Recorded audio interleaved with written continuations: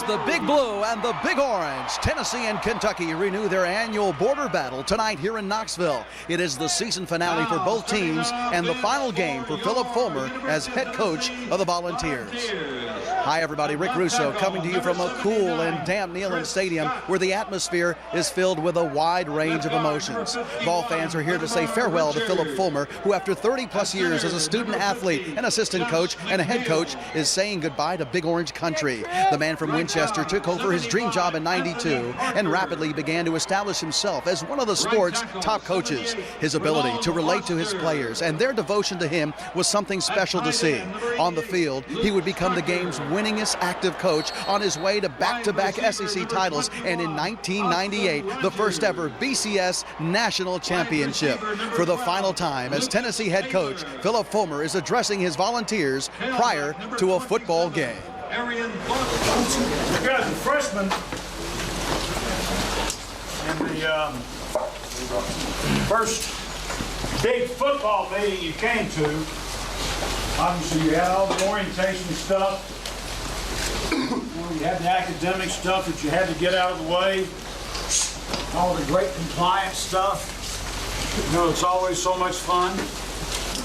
But the first meeting that you had in every class for 17 years, the first meeting that they had, we talked about the number one factor being being successful at the University of Tennessee was the effort. The effort. I congratulate you seniors for giving the effort to get to this point in your career, for making a difference in a storied program. I congratulate you juniors, next year's leaders on this football team. Remember how you got to this point and what the legacy that was left behind for you to follow. For years and years and years, we've set these game maximums together back since General Lee. And what you represent here at the University of Tennessee, take great pride in that. But the magic is in the effort. It'll be the same way tonight. The efforts that you give, the fundamentals that you play with, from a blocking and tackling standpoint, from how you handle the football and take care of the football, those things don't change. Take care of the football and get the football taken away from the opponent. Those things don't change in football. I expect to see a great effort from the defensive front and the offensive front and take control of this game. Play your best football game of the year tonight. We'd also like to honor a true Volunteer today from Winchester, Tennessee, head coach Philip Fulmer, as he is joined by his family. Coach Fulmer, his wife Vicki, his daughters Courtney, Brittany, and Allison, and Philip Jr. They run through the tee being saluted and congratulated for all the great years of service as a player, as an assistant coach, and now as the head coach of the Tennessee Volunteers. The flashbulbs popping all over Neyland Stadium. And now here come the rest of the Volunteers through the tee as we're getting set for Tennessee and Kentucky. Get ready for the kickoff. We are back at Neyland Stadium where either Kentucky loses its 24th in a row to the Volunteers or Tennessee loses a record 8th game this season. We shall see. With the call of tonight's game, our Vol Network team of Bob Kessling, Tim Priest, and Mike Stoll. You'd think tonight Kentucky obviously has a lot to play for, but so does Tennessee. It's going to be very interesting to see how these teams emotionally are coming in this first quarter. Certainly it is, and Kentucky wants to have a 7-win season, wants to go to another bowl game, and Randall Cobb, if anybody's got a lot of motivation, it's Randall Cobb. Will he keep that under control? Chad Cunningham approaches, kicks the ball, and it's football time in Tennessee. It's a line drive that's going to be taken at the 5-yard line to the 20, up to the 35-yard line, and run down is Winston Guy. So a good return for Kentucky to start things off, 31 yards by Guy, and it'll be 1st and 10 Wildcats. Leading the Cats out will be the quarterback, Randall Cobb. Again, the freshman from Alcoa, Tennessee. What a brilliant high school career he had for Alcoa. Played in 4 straight state title games for Alcoa, one of the great high school programs in this state. He's thrown 2 touchdown passes this year, but 5 interceptions. On play 1, they go to a handoff and taken down from behind. Now Randall Cobb still has the ball. They tackled the tailback, and then Randall Cobb apparently took it away and then went out around the left side, and Demetrius Morley runs him down. A pickup of 12. Pretty good fake by Randall Cobb. Got me. That's going to be a pickup, enough for a first down. Cobb was spun around and sat down, but he sat down on the Tennessee tackler who didn't hang on to him. He got up and kept running. Yeah, that unusual play on play 1 up to the 48-yard line. 1st and 10 Kentucky. Handoff tailback and making a couple as Alfonso Smith over left guard. 2 on that pickup for the junior out of Louisville, Kentucky. DeMonte Bolden makes the stop for Tennessee. Bob, certainly one of the ways teams out of the spread, the way you option is you read the defensive end and you hand the ball. If he stays back, the quarterback will pull it, and he's the second option to run himself if the defensive end goes down. Cobb out of the shotgun. He's got running backs on either side. He fakes a handoff, rolls, fires over the middle. That pass is complete. Bobbled, then is it intercepted? No, incomplete. Popped out of the hands of the intended receiver, Matt Rourke. Popped up into the air and almost intercepted by Rico McCoy. But he couldn't quite hang on to it. Would have been a terrific play by McCoy. As it turns out, it'll be 3rd down and 8. It was the slot man coming across from the backside, and to his credit, Cobb hit him right in the belly, and he just bobbled the ball, and then the Tennessee defender broke it up. 3rd down and 8, Kentucky from midfield. On this, the opening drive of the game. Cobb out of the shotgun, and the left tackle for Kentucky jumps, Gary Williams. And a penalty flag comes down, and Kentucky will be penalized 5 yards. Not the biggest crowd I ever saw at Tennessee. False start, 79 on the offense, 25 yards, down lanes 3rd. But an active crowd. There was some noise, and that caused the penalty. Cobb out of the shotgun. Looks over to the sideline to Randy Sanders, the former Tennessee quarterback and offensive coordinator who signals the plays in for Kentucky's offensive coordinator, Joker Phillips. And now Tennessee jumps. Free play for Cobb. He's going to be rolled down by Wes Brown, but Tennessee was clearly offsides. Jumping the count, both defensive ends came across. All right, good observation.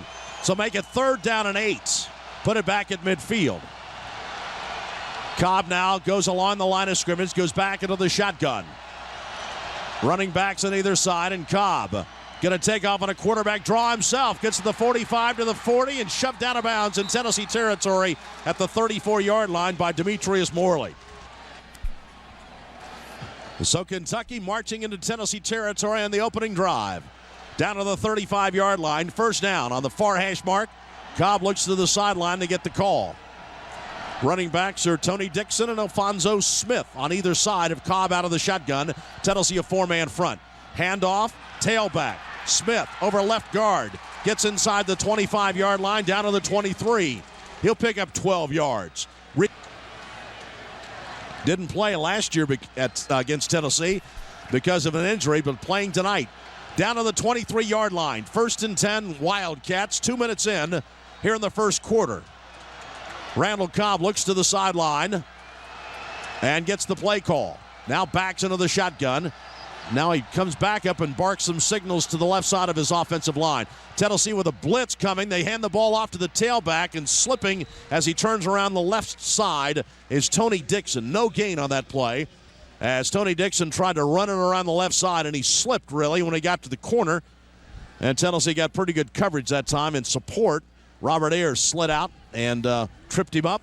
And so it'll be 2nd down and right at 10 yards to go. Kentucky's offense, 6th in the SEC in scoring, 23 points a game, 8th in passing, 8th in rushing, 9th in total offense. 7th play of the opening drive. 2nd down and 10 Kentucky. Cobb out of the shotgun. Backs to throw. Being pressured. He's going to roll right. Cobb looking. Now he just fires the ball into the cheerleaders. Robert Ayers got back there. Chased him down to DeMonte Bolden. Now they've thrown a penalty flag down in the Tennessee secondary. And now another flag has gone down. Let's go downstairs to Mike. Yeah, Bob, what the situation was that Eric Berry was bumping with the receiver, and the receiver hit him, and then another Tennessee defender was standing there, and a Kentucky receiver came up and hit him for the personal foul. But like you mentioned, an eligible receiver, number 61 on the offense. Penalty's 5 yards. Down remains 2nd. I guess you can't have a live ball foul and then a dead ball foul after the play. I thought that's No, they're going to add this on now. Okay, all right. After the play's over, personal foul, number 3 on the offense, 15-yard penalty, second down.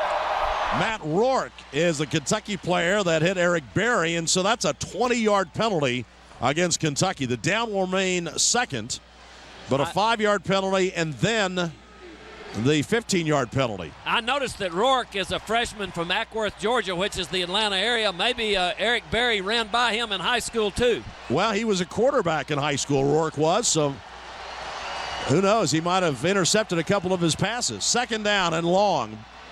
Handoff, tailback up the middle, and spinning ahead is Tony Dixon. Gets inside the 40, down to the 37-yard line. 5 yards in the pick'em. Nevin McKenzie, one of the seniors who just ran through the tee, makes the stop. So now it'll be third down and 24 to go for Kentucky. The opening drive has taken now 3 minutes of this first quarter clock, and the Cats now have got to come up with 24 yards to keep the drive alive. Cobb out of the shotgun. Slot to the near side, the wide side of the field. Play clock is down to 10. Cobb will move back into the shotgun and wait for the snap from his center. Gonzalez gets it, drops to throw. Blitz, screen pass underneath. It's going to be hit and dropped as Kyrus Laxner is the guy who came up with that little slip screen, but he was hit as soon as he caught it. It was a pickup of 3, but Tennessee played that extremely well with Wes Brown. He saw it coming and slid out there and made the play, and also got help from the safety coming up, Demetrius Morley and DeMonte Bolden. Really quick reaction out of Morley. He had the slot receiver, and it was a quick throw to the slot receiver, and he really came down hard. Bob, interesting that time, Kentucky played a spread with 3 wide receivers. Tennessee stayed with their base defensive package. They never went with nickel or dime.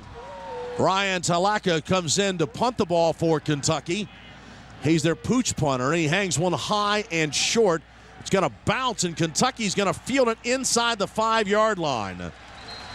And so Tennessee did not field that punt. It's a 29-yard punt, but excellent coverage by Kentucky. It's going to be down to at the 5-yard line. And Jonathan Crompton will be Tennessee's quarterback to start. 6'4", 200, the junior of Waynesville, North Carolina. On the season, 3 touchdown passes, 5 interception, hitting 50% of his throws. The first play, a handoff, tailback. Arian Foster cuts it back into the middle, hit after a gain of 2 and then shoved back. Myron Pryor makes the stop along with David Jones, who comes up from the cornerback spot. Tim, obviously, they're going to have to block Myron Pryor tonight. He's a good one. He is. I talked to a pro scout before the ball game, and he's one of the guys he's here to look at, and really a kind of a nose tackle type player. But I imagine Kentucky's going to say Tennessee wants to run the ball, and they're going to load up to stop the run all night long. Tennessee starts with 2 tight ends. Crompton under center from the 7-yard line. Arian Foster, the standing tailback in the I formation. Kentucky a 5-man front. Toss sweep near side. Arian Foster looking for running room, and there's none there. Going to be swarmed under. Back at the 4-yard line. Tried to come out the left side, and nobody was able to get the shirts out there on those white shirts, and Corey Peters turns him in and drops him. Loss of 2. Well, he came wide like a sweep and then tried to cut. He just kind of stopped and wanted to cut back. I think you just got to keep digging. If you can't get more than a couple of yards, you just get a couple of yards. Tennessee now with a 3rd down conversion try. Tennessee 34% on 3rd down conversions, one of the lowest figures in the SEC.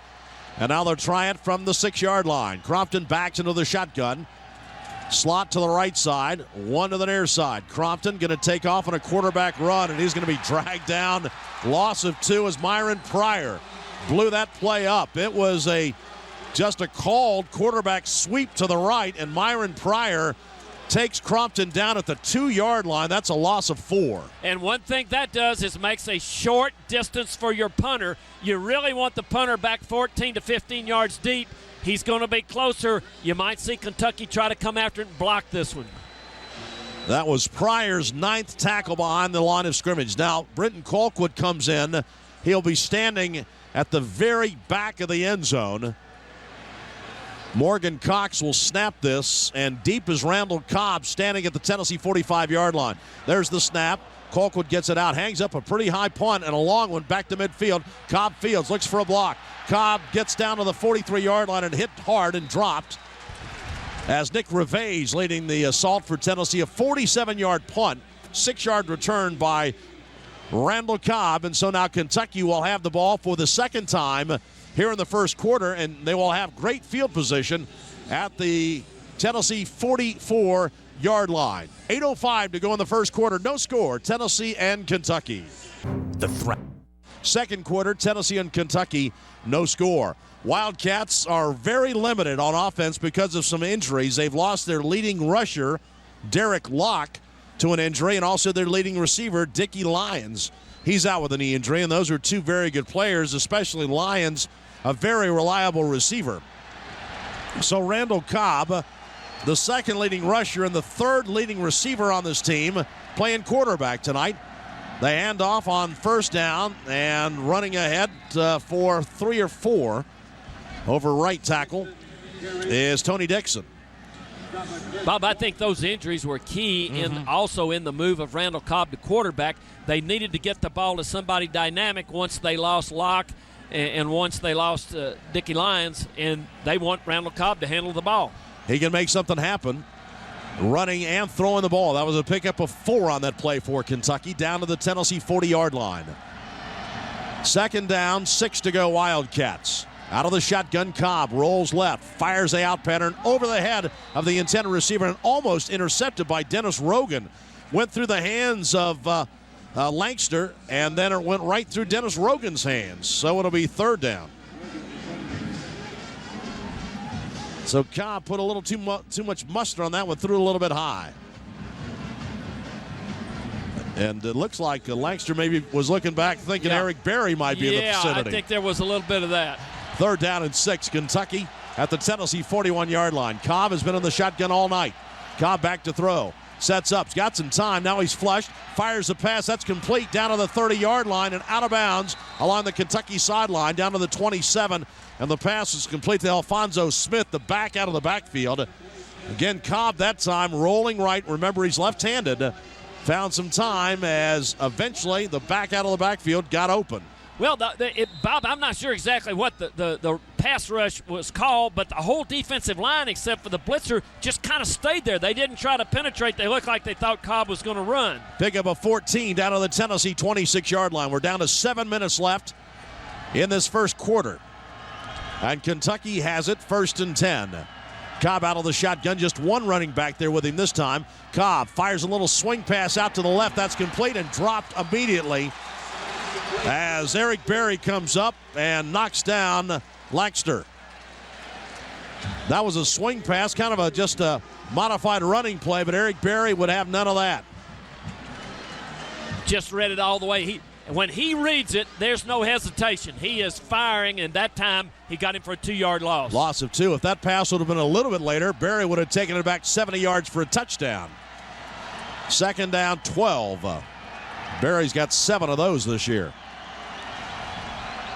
Out of the shotgun, Cobb rolls to the near side. Option play. They toss it back, tailback to the 25, down to the 21 and out of bounds. Tony Dixon on the option. Straight option that time. Alex Wilson and Eric Berry run him out of bounds after a pickup of 6. They're going to put it down at the 22-yard line.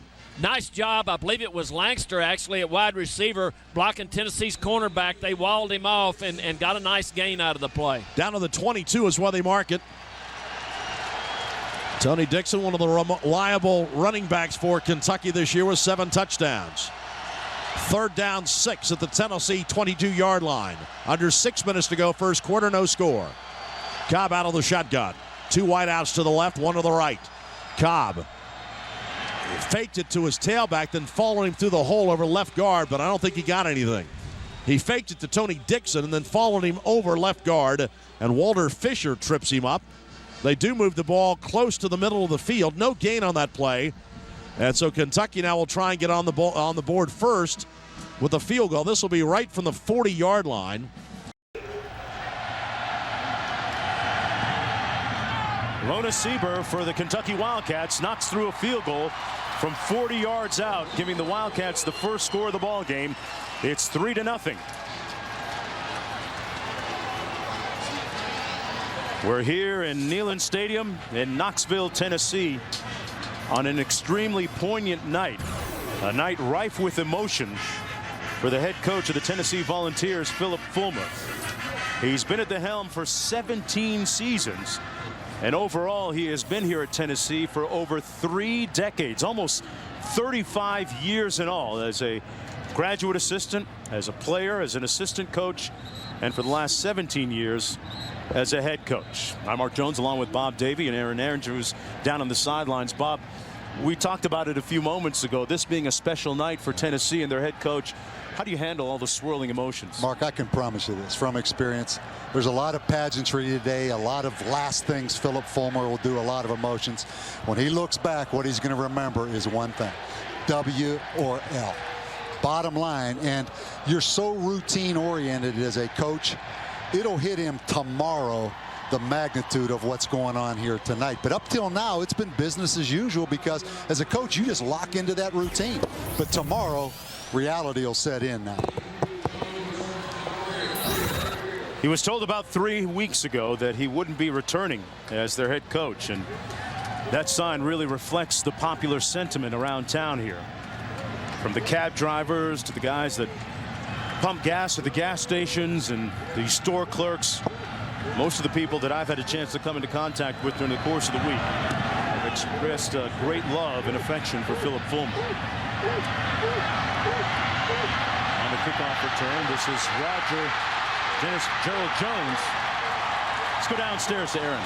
Jonesy, Bob mentioned how head coach Philip Fulmer is so into his routine. I checked in with him during warm-up today, just said, how you doing? How you feeling? He said, hey, it's game day. I'm good to go. But he told me the one thing he did want to emphasize to his team was he didn't want them to say, hey, we got to go out and we have to win this for coach. He just didn't want that to be the message.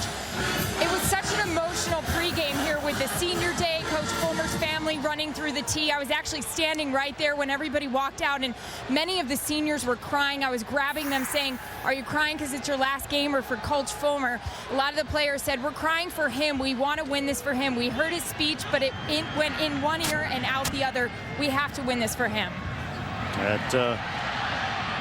Tough night emotionally for both coaching staff and players. Arian Foster on the run, and this is what it looked like a few moments ago. Coach Fulmer, joined by his wife Vicky and his children, running through that gauntlet, the tee, for the final time. He brought a national championship to Tennessee back in 1998, a couple of SEC championships and 5 appearances in the SEC title game. But it all comes to a punctuated end tonight. 2nd down and 4 for the Volunteers from Kentucky side of midfield at the 48. Brompton finds his receiver. Pass complete. That's Gerald Jones. Picks up about 2 yards as we take a look at the defense of the Kentucky Wildcats, a defense that has been hit by injuries, especially up front, Bob. Jeremy Jarman not available because of it on the defensive line. 3rd down and 2 for quarterback Jonathan Crompton, who gets the start tonight. Crompton was a starter for the first 4 games, lost his job, and came back the last 2 to start. This one, a nice run by Foster for the first down and then some. Arian Foster a season ago was all SEC. He picks up 9 yards on that play. He's going to get a great block, by Ramon Foster, the big right offensive tackle. They pull him and trap.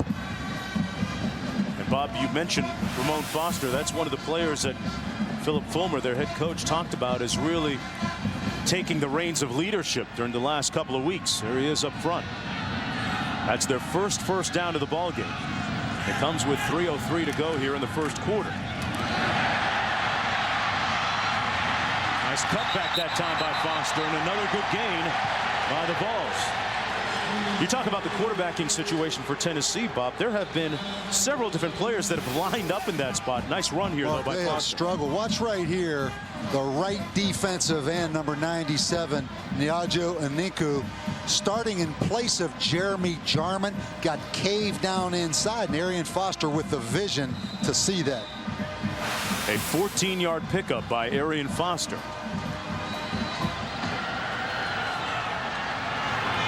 First down and 10 for Tennessee from the 22. Another run, this time over the right side again, over Ramon Foster, and a pickup of 2 by Foster. Bob, start to talk about the quarterbacking situation. It was Crompton. He struggled after the first 4 games, giving way to Nick Stevens. Stevens struggled, and then last week we even got a look at B.J. Coleman in the Vanderbilt game, and they've also had Gerald Jones and Kelly line up at the quarterback. Eric Berry line up at quarterback. Yeah, they played 4 quarterbacks last week against Vanderbilt. On 2nd down and 8, Crompton completes this pass. That's Warren, and Warren steps out of bounds about a yard and a half short of the first down. But Tennessee looking a little bit lively here offensively in the first quarter. A pickup of 6 on the play. Yeah, everybody's been wanting to see Brandon Warren, number 1. Went to high school here locally, then went to Florida State, transferred back in to Tennessee. 3rd down and 2 from the 14. And this is where Tennessee has struggled a lot of times, Mark, with mental mistakes in these short yardage situations. It was to Foster, couldn't bounce it outside, and is brought down at the line of scrimmage by Micah Johnson, number 4, from his middle linebacker spot. So it's 4th and short coming up, and Daniel Lincoln leads the field goal unit onto the field. Yeah, Micah Johnson, the linebacker, highly recruited young guy, won the Paul Hornung Award as Kentucky's Mr. Football. Just shot the gap unblocked right there, sets up the field goal. Lincoln is 10 of 17 on the season. The good news, though, he was 2 for 2 against Vanderbilt, 25 and 24 yards last week. This one coming from 31 yards out. And that really symbolic of the offensive struggles for the Volunteers in 2008. No good. We're going to take a timeout, and for our viewers watching on ESPN Classic right now, to watch the rest of this game, just flick it over to ESPN2. We'll be back right after this. An advanced gift. You'd just take a W tonight, wouldn't you, Bob? I wondered where you were going with that. How you were going to segue from that Santa sitting there into Philip Fulmer. But you're exactly right, Mark. I mean, winning your last game is big. 1st down and 10 for Kentucky from the 20-yard line. Kentucky Wildcats have lost 23 consecutive times against Tennessee. Hoping to snap that streak tonight. Gain of about 1 that time by Cobb. And here's a look at our Sonic rivalry recap. Volunteers with that 23-game winning streak, and Fulmer 15-0 all time against the Wildcats. Kentucky looking for a win tonight to improve their bowl standing. They're 6-5 coming in. 2nd down and 9.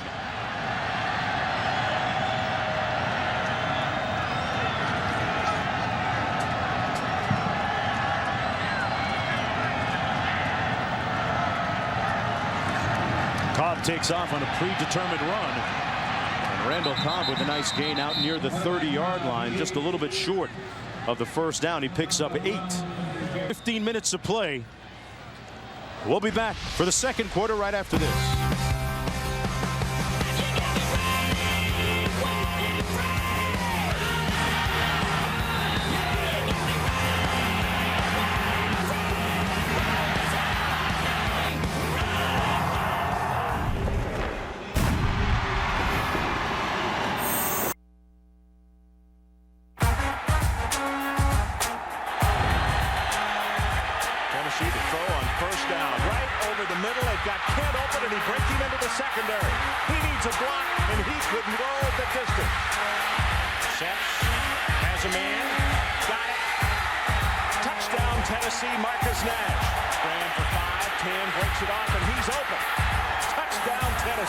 It's 75 yards.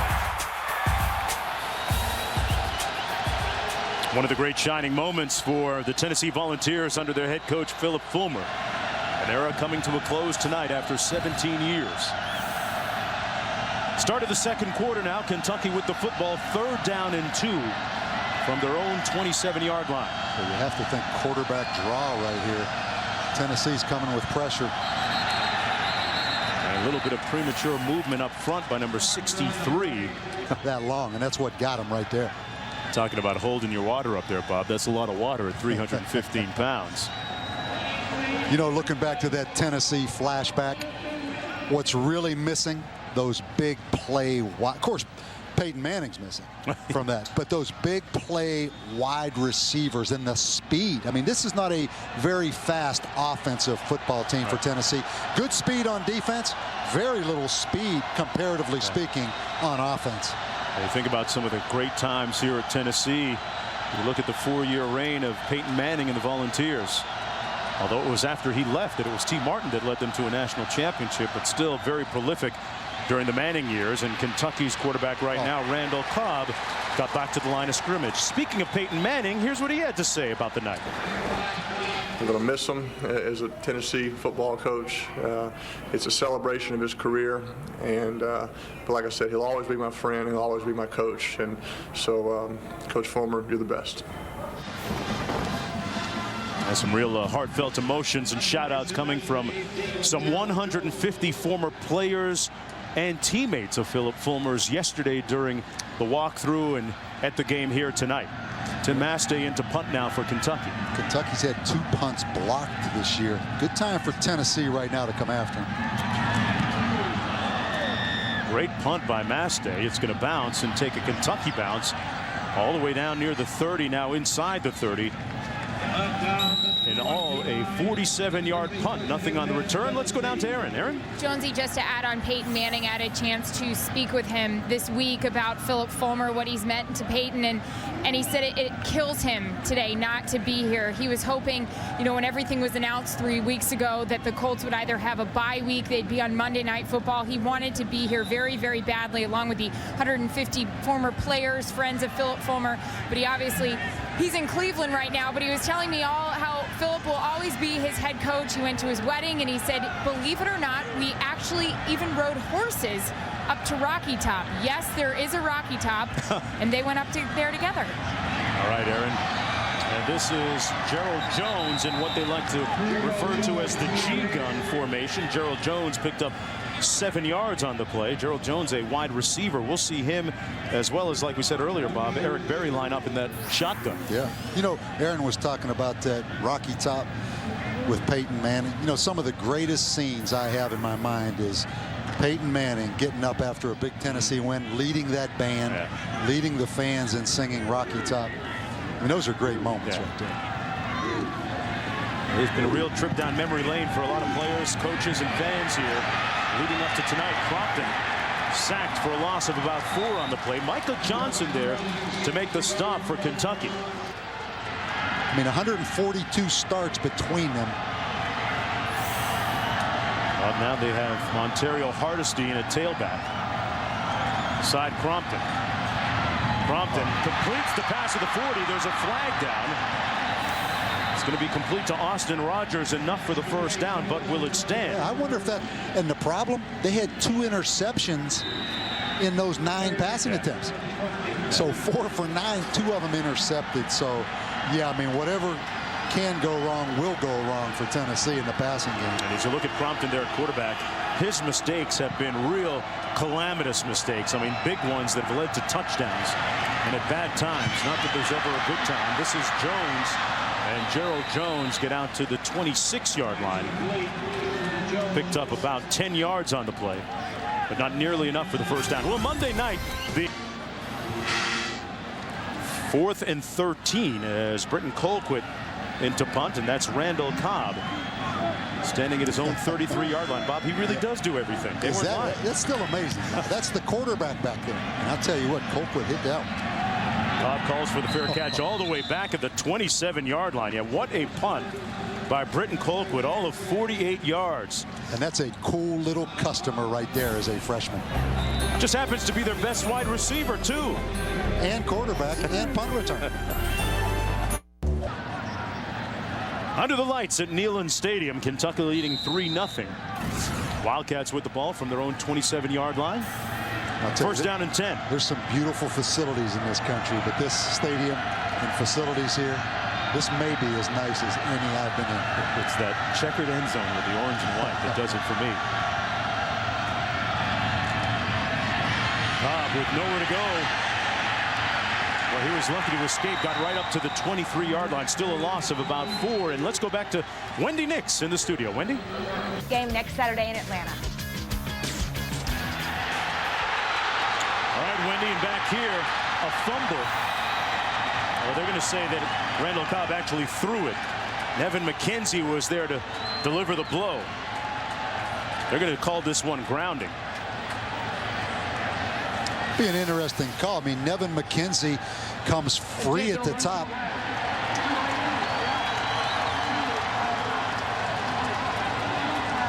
Did they call that grounding? I think they just did. It's hard to call grounding when the guy's getting hit in the back as he throws it. Now, maybe his intentions were to ground the football and he is in the pocket. Yeah, I can see that right there, because he was not throwing the football prior to getting hit.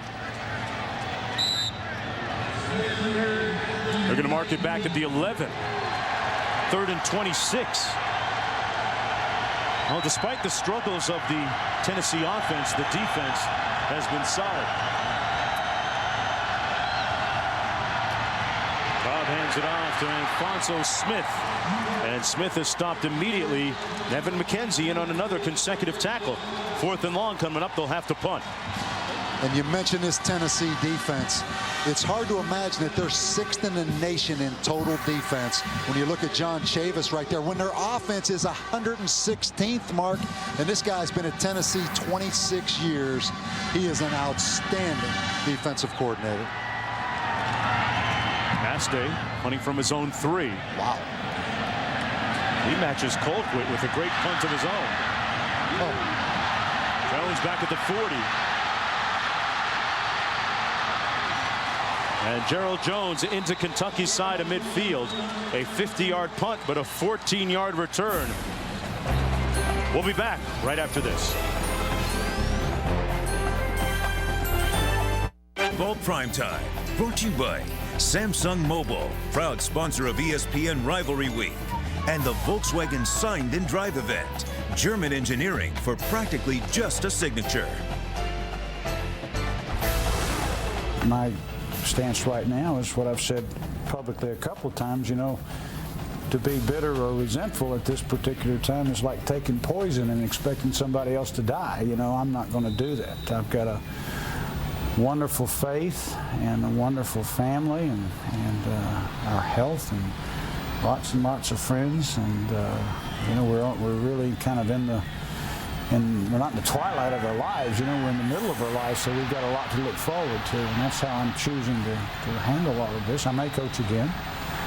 Certainly that's a possibility.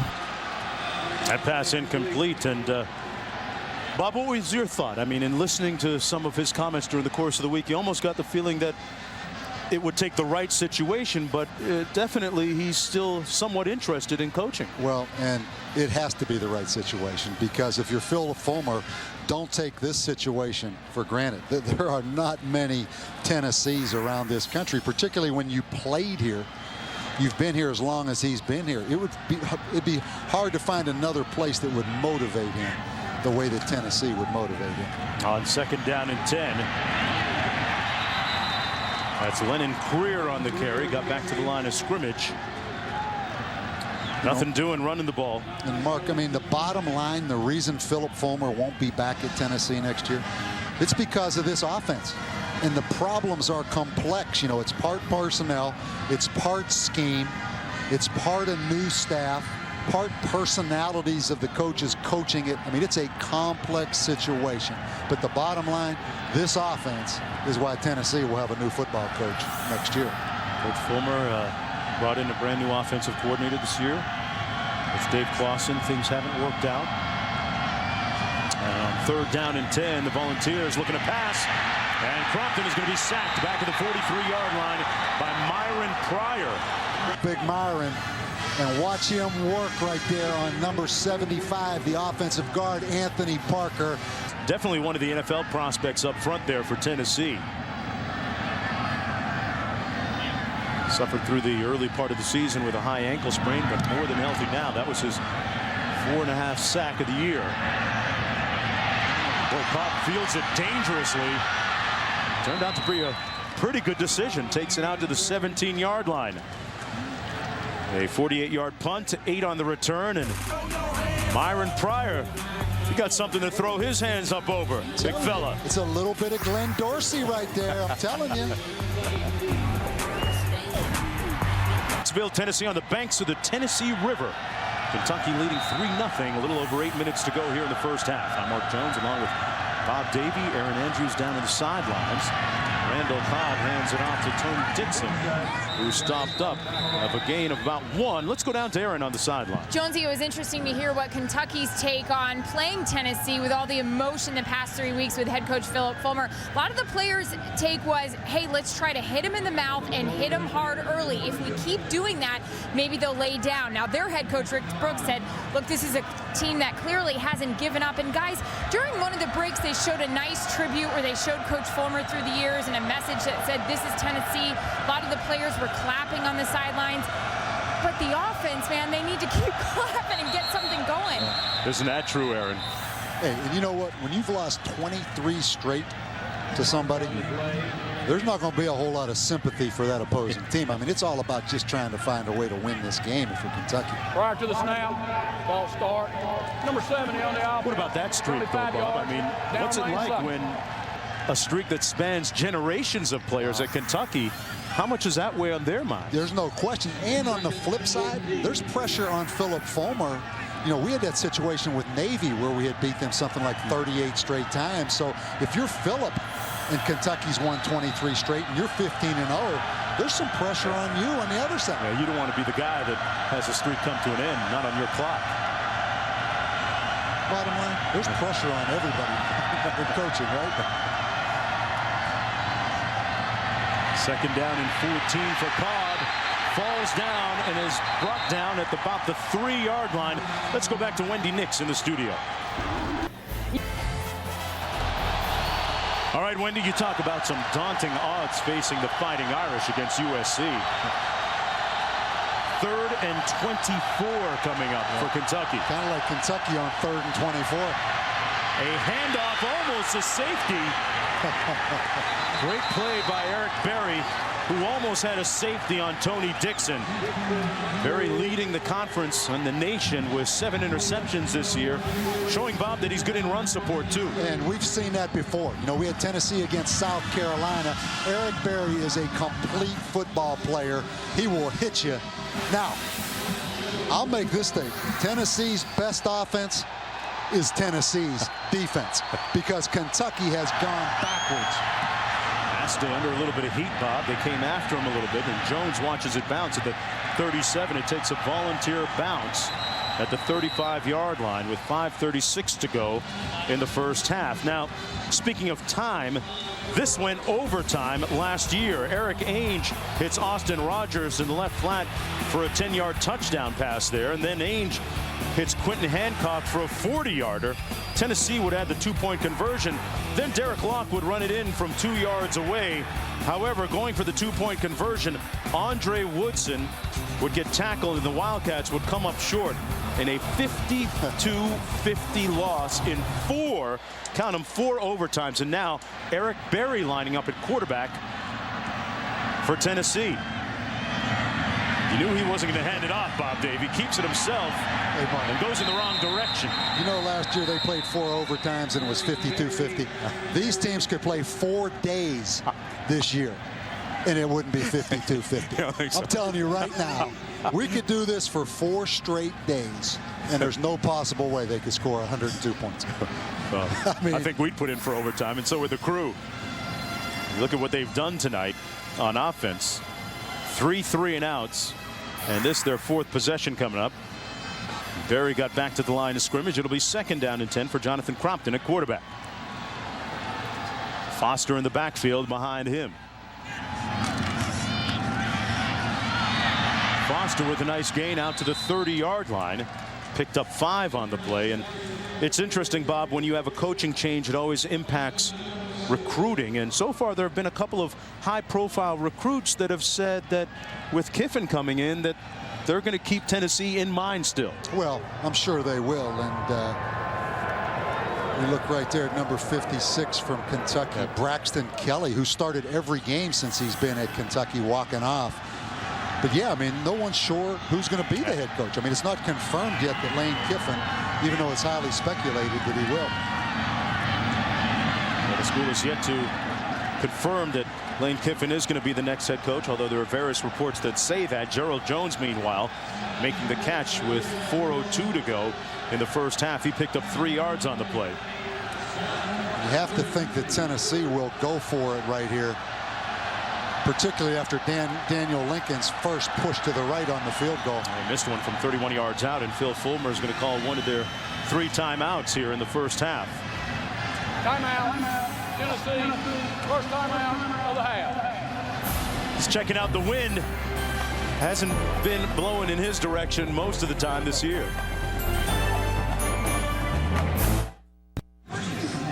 Fourth and 2 coming up for the Tennessee Volunteers, and welcome to College Football Primetime, presented by Kay Jewelers. I'm Mark Jones, along with Bob Davie and Aaron Andrews down at the sidelines. Phil Fulmer making a decision here, Bob, on 4th down. And Mark, let's look at this big Tennessee offensive line. I mean, experienced, talented. I mean, 142 starts, but they've given up penetration all year, particularly in the run game. Let's see right here if they can get the football in Arian Foster's hands, make a first down, although it looks like they're in a throwing formation right here. Got to get to the 25-yard line. Crompton, he's a pretty good runner. Boy, it's going to be close. Jonathan Crompton appears to have gotten the first down, and that spot is right on the line. Yeah, Mark, I think he made it. I want to go out on a limb. I think he lunged underneath the pile right there and made this first down. And they give the Vols the first down. Well, get your weekly dose of NFL news and announcements have in common with the Prince of Darkness, that and a lot more. 1st and 10 for Tennessee.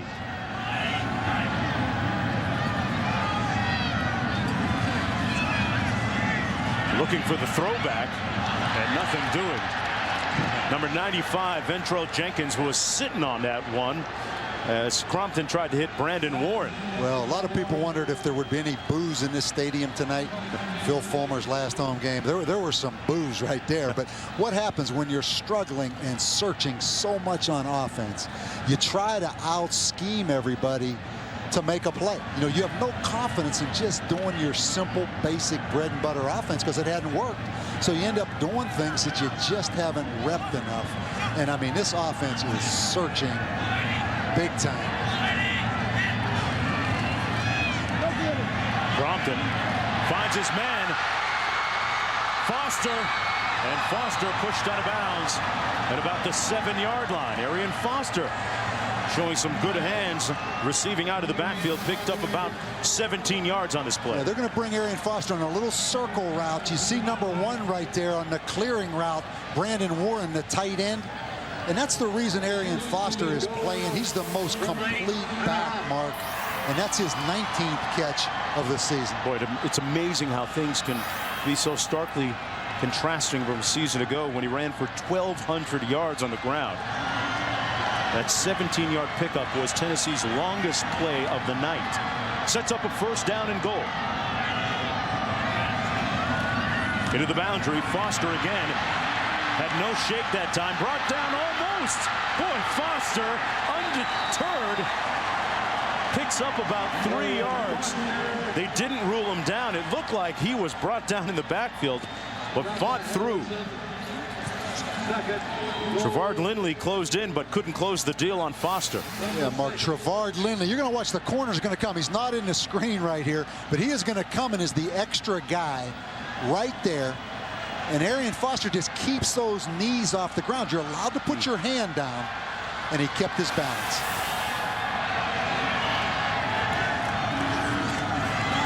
Foster again. Foster tried to go airborne.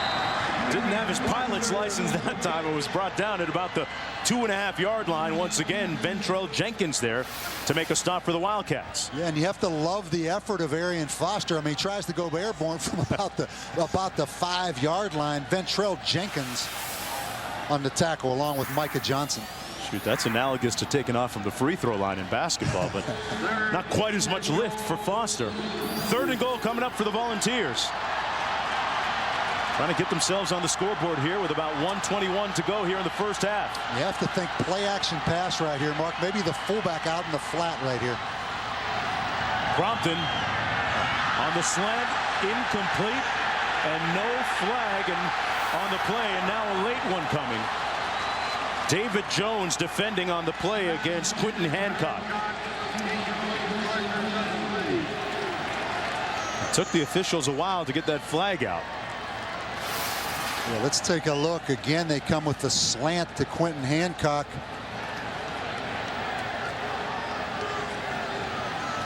Pass interference. Number 7 on the defense. Penalty will be half the distance to the goal at the 1-yard line. We were going from the 2 to the 1. Yeah. First and goal. Rich Brooks not happy about that call.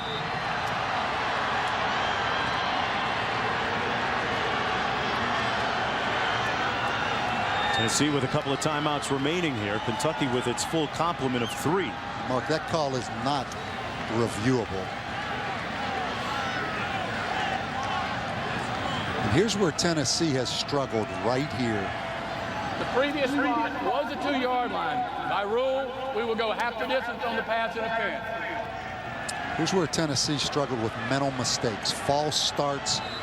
And when you're searching so much on offense, you just have to execute right here. You cannot make a mistake down this close to the goal line. Ninth play of the Tennessee drive coming up right here.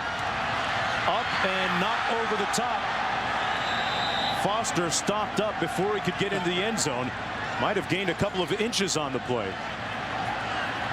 When you're 114th in the country in scoring offense, everything is difficult. Have you ever seen a discrepancy between offense and defense statistically? 116th in total offense and 6th in total defense for Tennessee. You could almost understand if the defensive players looked at the offensive guys a little bit sideways from time to time. Second down and goal. Foster again. No liftoff, no takeoff, and brought down by Johnny Williams, which sets up a 3rd down and goal, and Phil Fulmer is going to call his 2nd timeout at a half. Mark, the penetration in the running game has killed Tennessee all season. Back after this.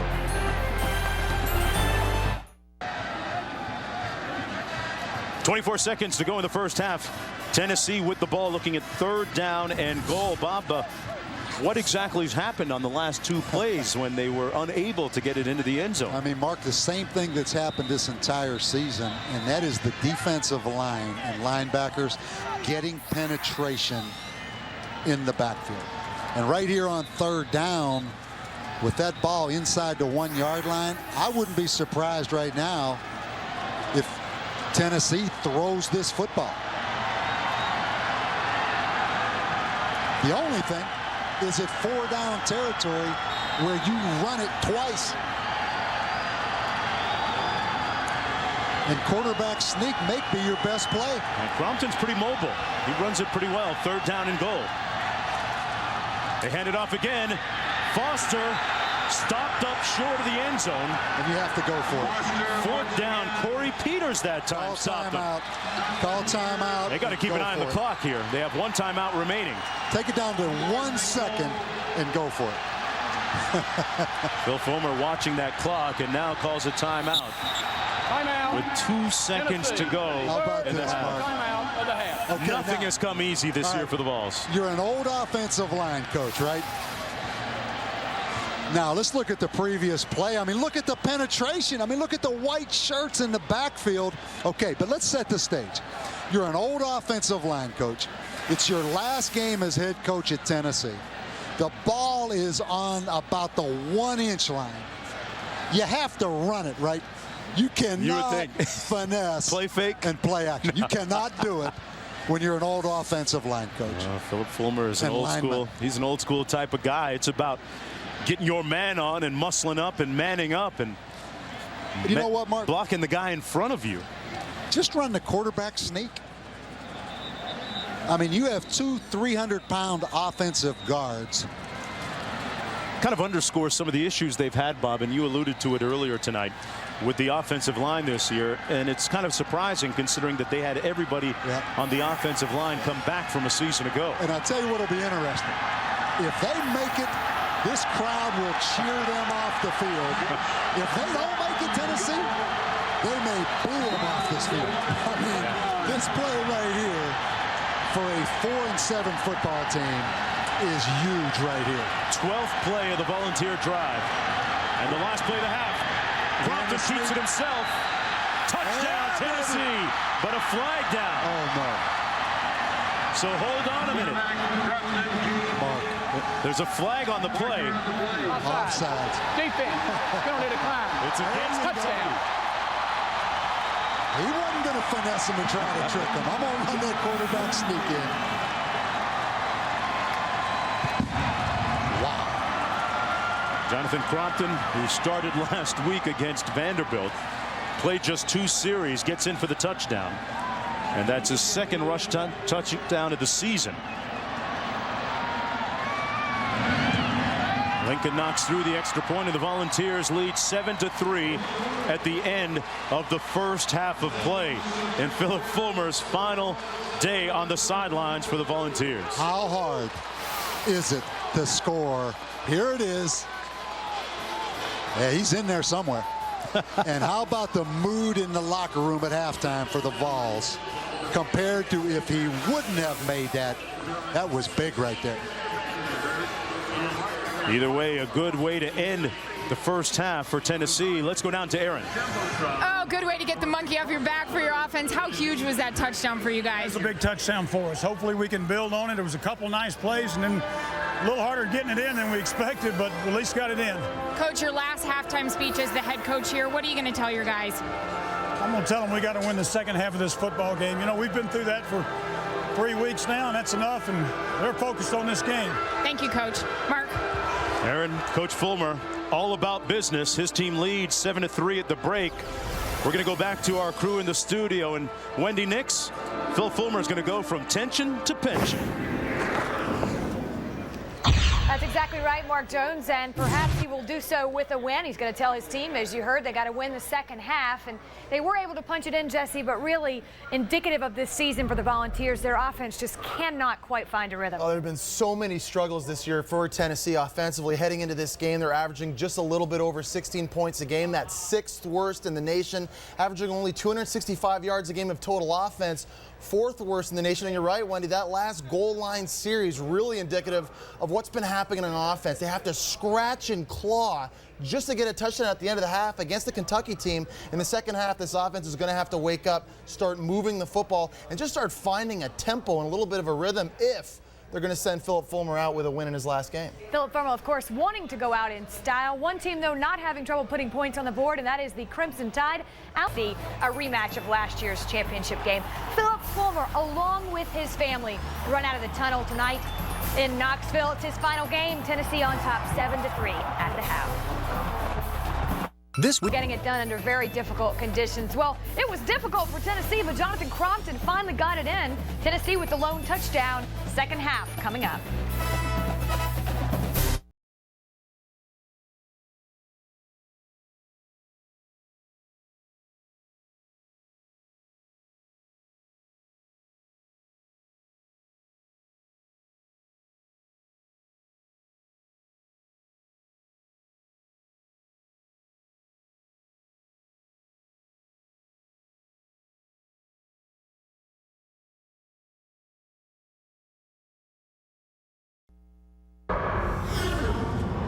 This is ESPN Rivalry Week, presented by Samsung Mobile.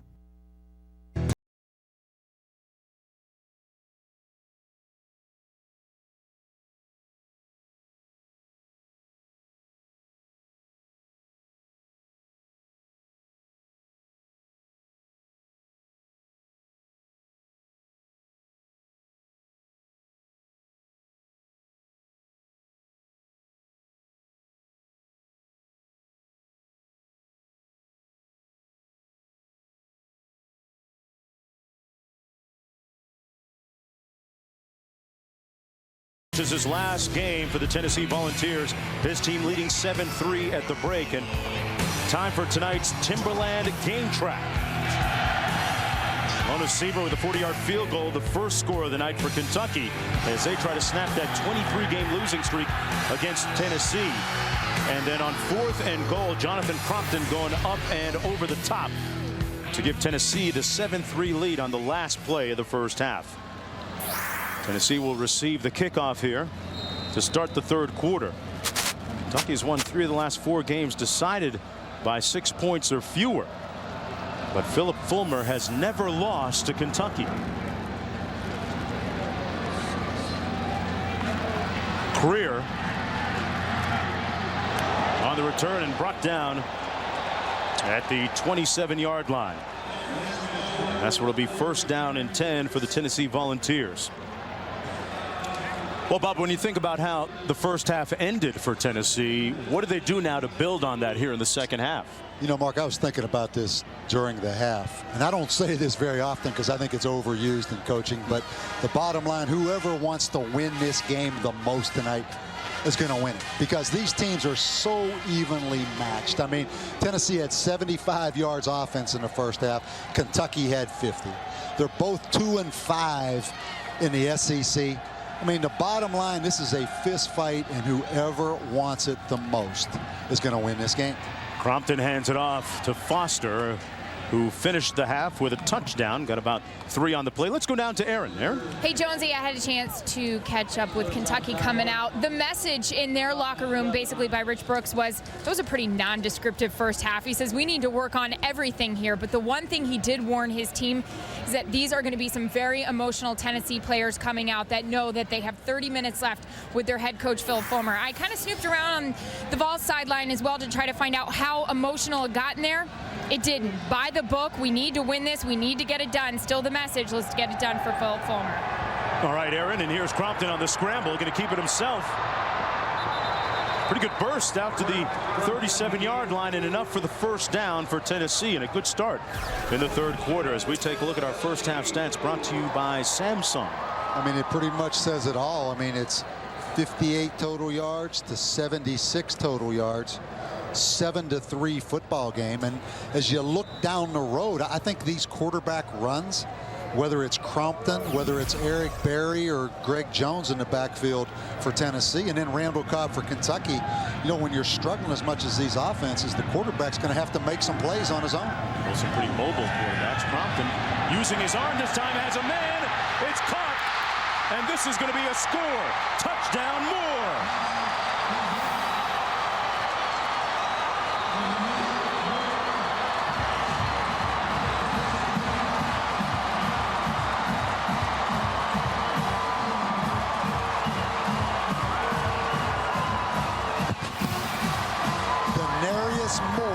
Against man-to-man coverage, the corner at the top, David Jones, number 7.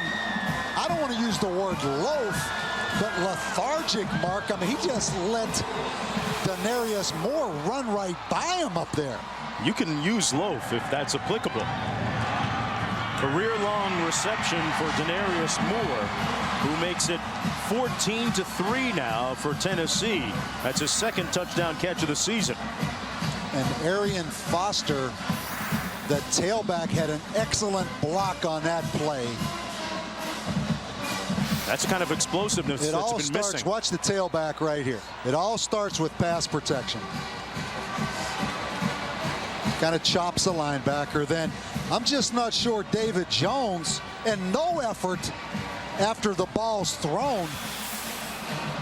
You know, David Jones, who was a wide receiver, they moved to defensive back. I mean, yeah, he playing very well after getting burnt early in his career. He was playing well coming into this game. Been a smoother ride than the 07 season when he needed an emergency appendectomy prior to the Eastern Kentucky game, but rough going there as the Volunteers get a score. They make it 14-3 in a very auspicious beginning here in the second half for the Volunteers. And Jonathan Crompton, give him credit. I mean, he took advantage of the open wide receiver, put that ball on the money right there.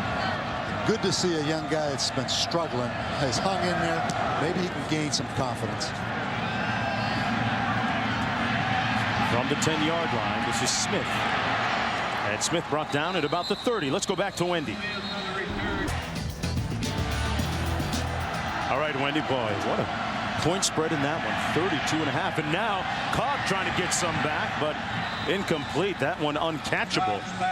Landing out of bounds by about 5 yards. Intended for Adeyemi. Eric Adeyemi out of Miami. Good coverage down the field by Dennis Rogan. And, you know, I talked to Jonathan Crompton yesterday at practice, and I said, you know what a great springboard for you for next year. I mean, he can take this game right now, gain some confidence, and have a heck of a senior year here in Tennessee. That's Tony Dixon, Bob, stopped up by Eric Berry. And that underscores a pretty good point, because players like Eric Berry, like Crompton, who are going to be around next year, Bob, this is in part an audition for the next coach who comes in here, whether it's Coach Kiffin or not. As reports have indicated, they evaluate this tape, and there's a lot to be said from a last game like this. And I think even more important, Mark, I think that's a valid point. Just seeing Jonathan Crompton over there smiling a little bit, you know, going into the offseason with a flick of hope right there about your performance in the future. On 3rd and long, Randall Cobb close to the first down, right near that 40-yard line. Number 38. They're 50% on 4th down this season. They're going to go for it, and they're going to get the first down. That was Alfonso Smith. And an Oklahoma State red zone alert. Oklahoma State at home in Bedlam, taking on Oklahoma. That pass complete right at midfield. Joker up in the press box. I mean, he can throw the football, Mark. I mean, that was an impressive throw right there. And next year he gets the entire season in a training camp at the position to further learn the nuances of the situation. 2nd down and 2 coming up. Oh, a great bit of defensive work on Allen. You talk about this Kentucky offense. I mean, really a completely new look to an offense that gives them a chance to win. Cobb is really taking the cue of leadership. That's John Connor in that victory. Cobb hands it off this time to Connor once again. Cobb actually earned himself SEC Freshman of the Week honors the week of that Arkansas game. Tennessee didn't offer him early. You don't think this young man is excited about this chance to come in here and beat Tennessee? No doubt. Middle Tennessee, the only other school besides the Volunteers and Kentucky, the only ones to offer him. On 2nd down and 8, little option, pitch into the boundary. And Tennessee nullifies that, snuffs it out, as Allen had nowhere to go, gained about a yard on the play. Yeah, down the line option right there. Corner Dennis Rogan, excellent job in run support. And you have to give so much credit to this Tennessee defense. I mean, they have played basically outstanding football all season. 3rd down and 8 coming up for the Wildcats, the 10th play of the drive.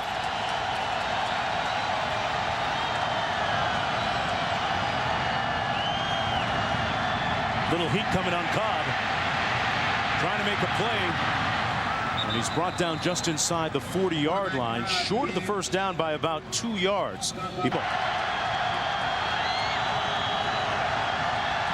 On 4th and 2. Cobb's going to be chopped down short of the first down. Kevin McKenzie. Nevin McKenzie makes the stop for the Volunteers, and they'll take over on downs. Well, whoever the new head coach is, he's going to have some speed on defense. I mean, this Tennessee defense, number 70 last year in the country, Mark, in total defense. This year, number 6. A lot of improvement.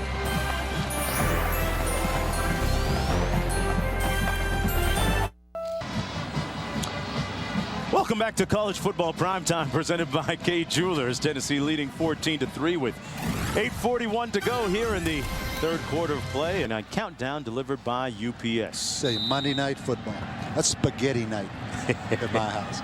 Joanne hooks it up for you. Every Monday night, I sit in front of that TV and get that penny pasta delivered to me. Meat sauce or just tomato sauce? I usually just like the red sauce, but there'll be a little slice of something on there every once in a while. Something special, huh? You're lucky, man. 8.5 minutes to go. The gain of 1 by Montario Hardesty. Hardesty actually started the Wyoming game. did a nice job. They like his explosiveness and actually had a 7-yard touchdown run last week against Vanderbilt. He'll come to the sidelines as Arian Foster getting the majority of the carries right now. Lennon Creer comes into the ball game. 2nd down and 5. Dave Clausen told us Lennon Creer probably the best upside of any of these Tennessee backs. An explosive guy. Here's Gerald Jones out of the direct snap, Bob, and Jones gets to midfield right at the 50-yard line with under 8 minutes to go.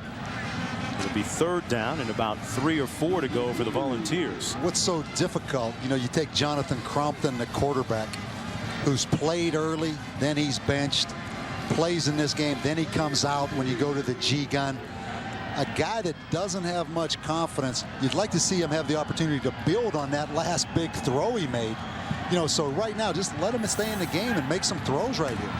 Hardesty back in the ballgame, takes the toss, eludes one tackler, but couldn't escape the second one in. That's Peters. Colquitt, the punter, going back to 07.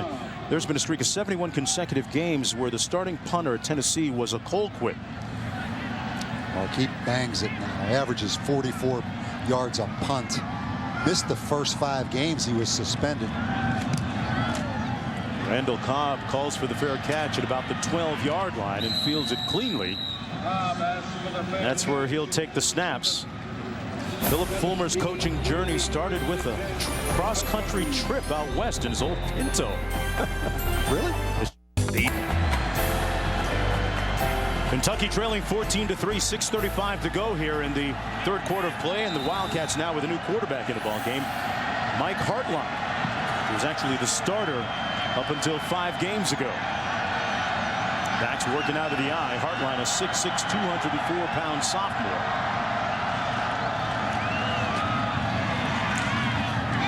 Handed off to Tony Dixon, and Dixon gets about 3 yards on 1st down. A little bit surprising right here. Hartline comes in the football game. Big on 2nd down and 7. Gilbert Phillips, the offensive coordinator, looking for a spark. Might have gotten it here from Hartline. The pass complete to T.C. Drake. Picks up 18 on that last play.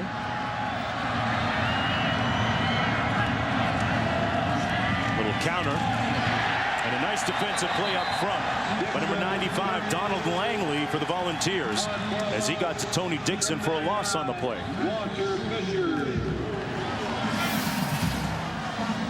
Yeah, a little outside move right there by Walter Fisher, who, Mark, he had a great game last week against Vanderbilt from Nashville, senior.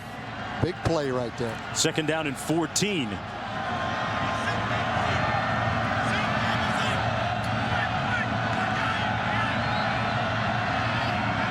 Hartline initially didn't take the demotion too well 5 games ago when Randall Cobb became the starting quarterback. Trying to get his way back into some regular rotation here. That's 501 original, and 35 years as a Tennessee guy through and through. Won the national championship back in 1998. And Philip Fulmer is as indigenous to this Tennessee football program as they come. Talked about his journey starting right after his playing days when he attended a coaching clinic all the way out in California. 3rd and 14. Pass over the middle, complete. And Dixon fights out to the 40-yard line. Pickup of 10 on the play. And it's 4th down coming up. So Rich Brooks' offense unable to get the first. Watch DeMichael. Can't remember the last time I saw a scheme like that, Bob. It's working for Tennessee's defense, though, as Jones calls for the fair catch at the 20-yard line. It'll be 1st down and 10, a 40-yard punt, nothing on the return. The defense holding tough when we come back to Knoxville.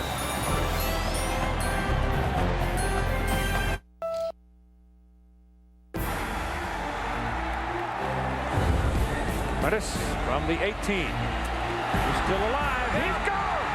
It's a foot race down the sidelines, and lightning has struck. Air under it to the end zone.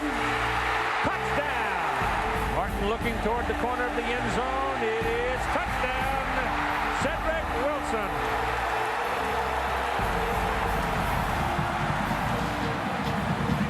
One of the indelible memories of the Philip Fulmer tenure here at Tennessee on the sidelines. At SEC championship game win against Mississippi State, and T. Martin was the one that led them to the national championship in 1998. Right now, Gerald Jones taking the direct snap under the center, out of the shotgun actually. Jones out of the G-gun, as they affectionately call it. Not much G-force in that run. He picked up about 2, Bob. I'll tell you one thing, G-gun for ground gun, because it's always the old-time football, just quarterback lead play. But you know, you talk about that SEC championship. We just saw Mississippi State and Tennessee on that flashback. How about that game next week with Alabama and Florida? That may be the national championship game for all intents and purposes. I mean, that will be an unbelievable game next week. Think about how far Alabama's come from the time we saw them last year in their bowl game. They were 6-6. Crompton with a nice elusive move. And here's what Fulmer had to say about that 1998 game. That was one of those games that a lot of people will point to, much like they point to the '85 Sugar Bowl.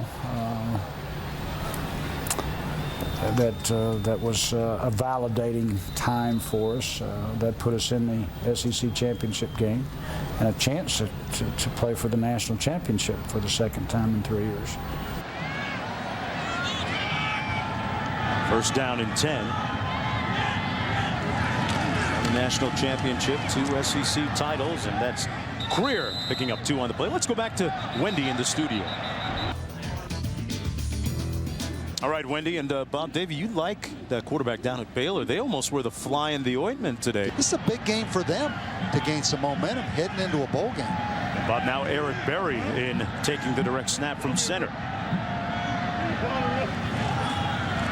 Little counter step move by Berry, and he finds a crease. Eric Berry on the move. Berry down to the 27-yard line.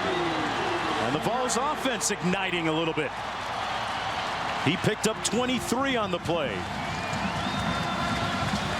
Mark, this is a little counter play. You're going to see the backside guard and tackle pull, and then Eric Berry follows him up into the hole off a little counter action. Actually, it's the fullback in the guard that pull. Nice seam right there. Pretty good tackle by Trevard Lindley in the open field. This guy's tough to get down. Yeah, Berry out of Fairburn, Georgia, was the state champ in the 200 meters as a junior. Yeah, he played quarterback in high school. His dad actually played at Tennessee as well. Here he is again, making Dad proud. And for more on Berry, here's Aaron. Well, Jonesy, you know, Philip Fulmer said Eric Berry may be one of the best defenders in the country in college football. Of course, Eric Berry, there were questions about whether he would transfer after the news that Coach Fulmer stepped down. He said it's been tough on him. The main reason why he came to play for Tennessee was from Coach Fulmer. He said this week he's not going anywhere. He's a loyal guy. He's loyal to his teammates. He's going to stay put. But guys, that was before the news or all the speculation that Lane Kiffin would be announced or introduced as the new head coach. Yeah, Aaron, you know, so many times with young players, Bob, the emotions fluctuate from one moment to the next. And this is Lennon Creer with a nice run. Eric Berry, though, with a couple of big plays throughout the course of the season. The thing he does, he tackles you. Not only a guy that's an interceptor and an athlete, but I mean, look at the run support right here. There's the run just a few moments ago. You know, last week against Vanderbilt in that win, he had a 45-yard interception return for a touchdown. His yardage on interception returns is amongst the highest in SEC history. You know, it's kind of neat. After the game, Philip Fulmer gave him the game ball after the Vanderbilt game. He gave it back to Philip Fulmer. Yeah, great show of love right there. On first down and 10. Ooh. Big hit on Lennon Creer by number 10, Matt Lentz. He brought the hammer that time, but Creer with a nice gain. You can see why Dave Clausen told us this guy has an NFL future. That was a lick right there, though, by Matt Lentz, who actually was a quarterback as a freshman. So Lentz made that move over, got himself some shoulder pads, delivered a lick, got a new haircut, got the mohawk to go with the safety deal, too. Kids are rocking a lot of mohawks these days. Second down and 1. Tennessee starting to wear Kentucky down on this drive. And off again. They're going to run it. Creer with nowhere to go got back to the line of scrimmage.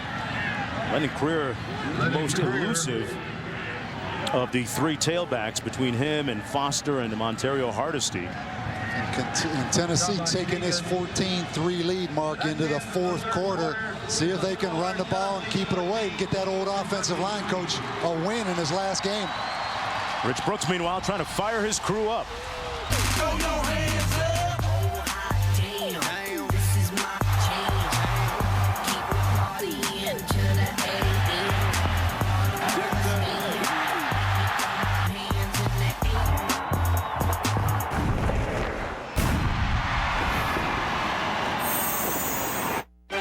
Welcome back, and let's take a look at tonight's sharp Aquos HD image of the game.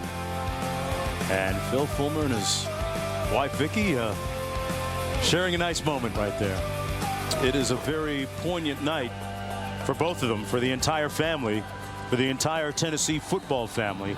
And it's been a week where Coach Fulmer has received hundreds and hundreds of emails and letters from well-wishers, and it would only be appropriate for them if they could finish it off with a victory tonight in his final time on the sidelines. This is Hardesty stopped up, and he got the first down at about the 5-yard line.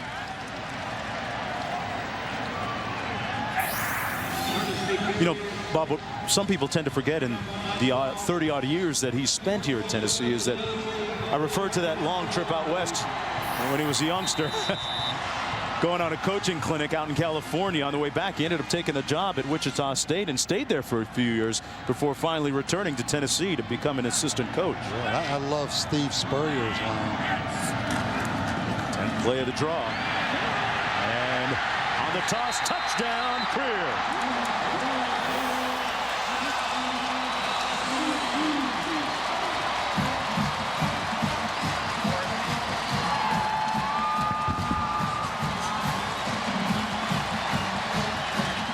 Lennon Creer with his 4th rushing touchdown of the season. Well, he's going to get an excellent block by number 78 right there, the offensive tackle Ramon Foster. And it's going to be tough, obviously, for Kentucky to climb back in this football game. But again, to Steve Spurrier's comment about Philip Fulmer, when Steve saw that he had that $6 million buyout after he was fired, he said, congratulations to Phil on hitting the lottery. So he's come a long way since Wichita State, and that Pinto you told me. No doubt. He took to Wichita State. And the Pinto actually made the trip. Lennon Creer with the score, and Tennessee trying to make it 24 straight wins against Kentucky, and the coach loves it.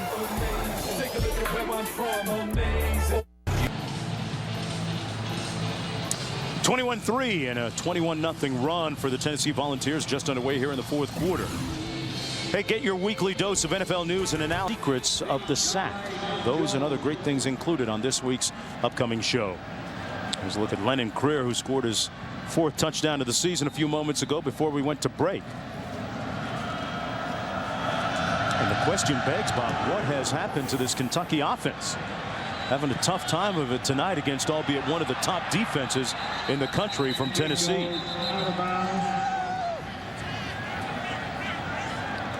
Mark, you have to wonder not only this Kentucky offense, but this Kentucky football team. You know, they're a 6-5 team. I mean, they're bowl eligible for the 3rd straight year.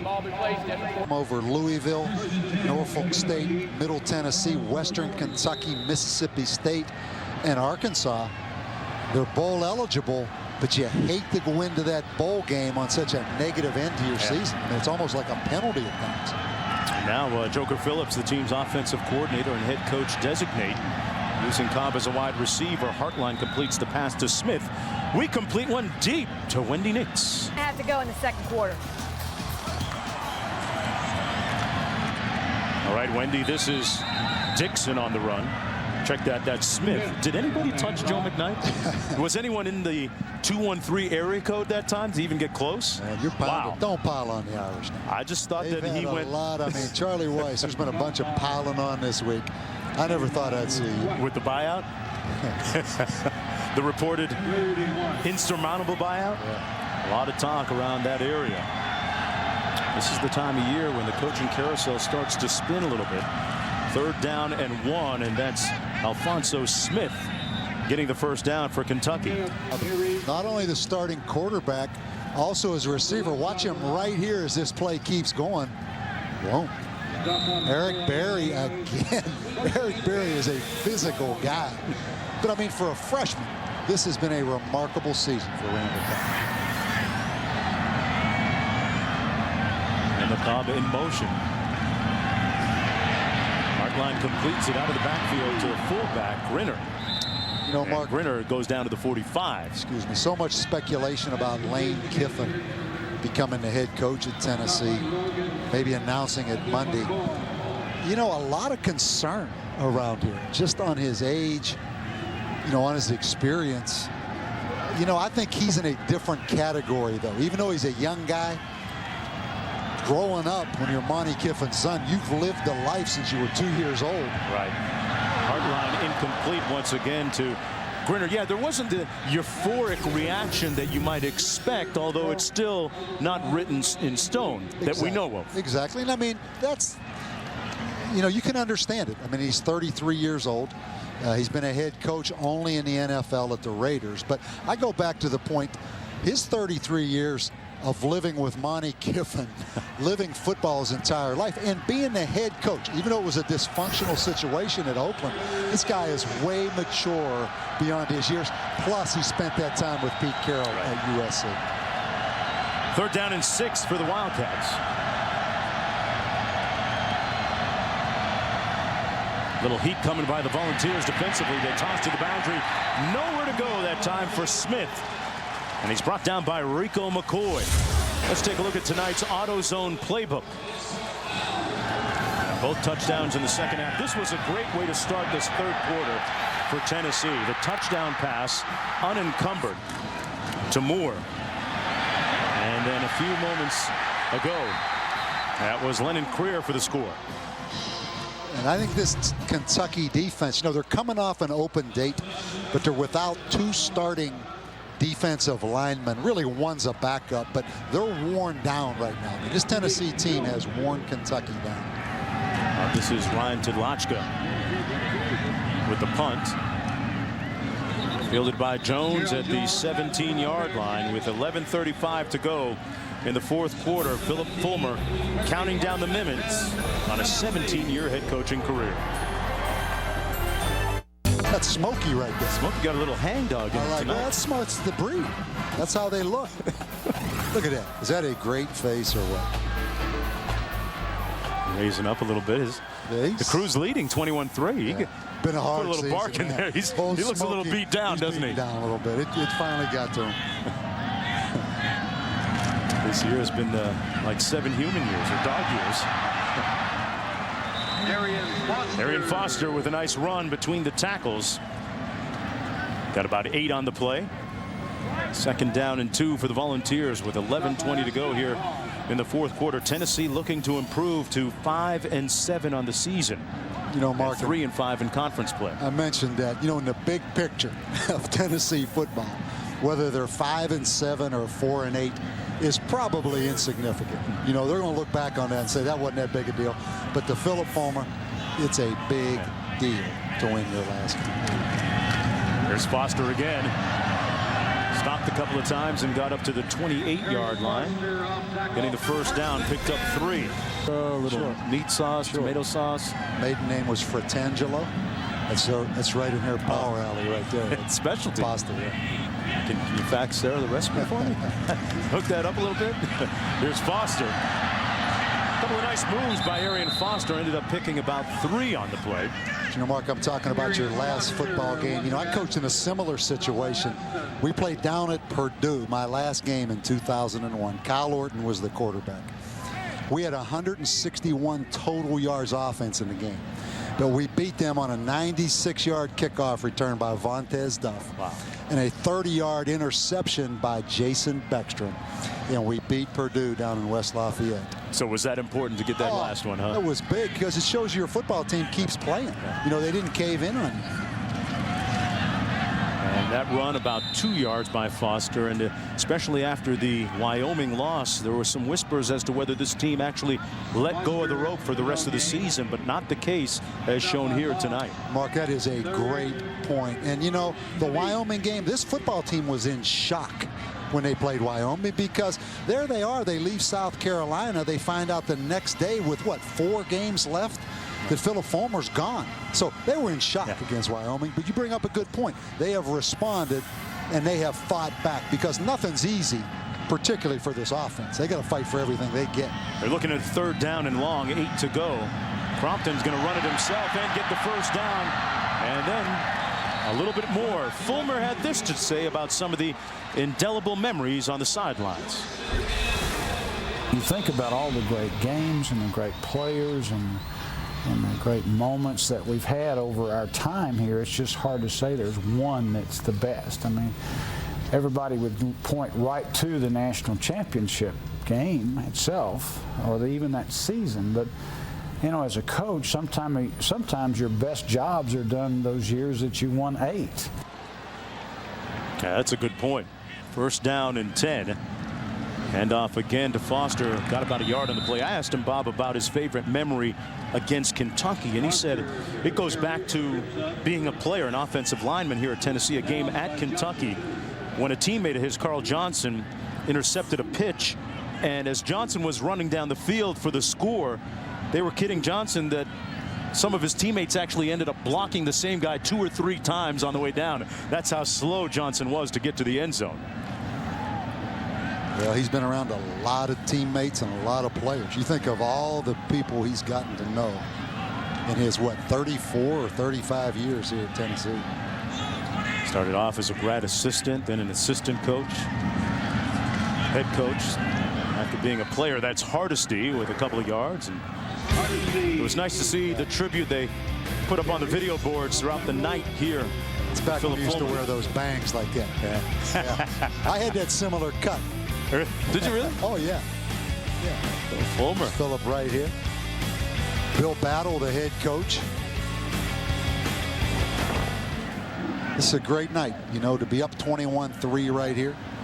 Do it the way you want to do it, by pounding the football and running it. You can only imagine the emotions inside of his head right now as Gerald Jones comes in to run the G-gun formation. Are they going to let him throw the football here?